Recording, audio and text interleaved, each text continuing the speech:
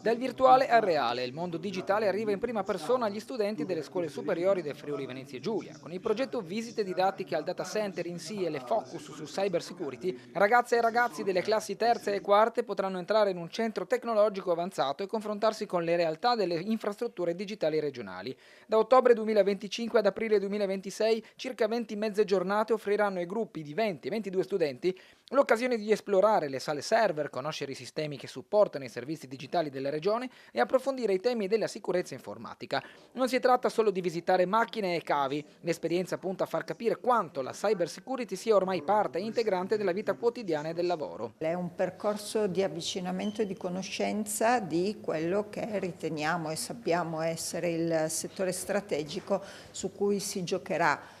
Vuoi la sicurezza di tutto il nostro sistema di comunicazione, vuoi l'evoluzione e l'attrattività di tutto il nostro sistema regionale, connettendolo in maniera importante con altri percorsi formativi di aggiornamento che partono ovviamente dai lavoratori e dalle imprese e proseguono, ma come base forte su cui noi investiamo, dal nostro sistema delle scuole secondarie di secondo grado, il sistema ITS e la fortissima collaborazione delle due università. Le scuole interessate hanno tempo fino al 22 settembre per aderire, secondo le indicazioni dell'ufficio scolastico regionale. Il calendario delle visite sarà definito da INSIEL in base alle adesioni. L'obiettivo è chiaro: trasformare una visita in un'esperienza che unisce orientamento, formazione e cittadinanza digitale, avvicinando i giovani a un mondo in continua evoluzione e alle opportunità offerte dall'innovazione tecnologica. Il nostro obiettivo è quello di fornire anche un orientamento ai ragazzi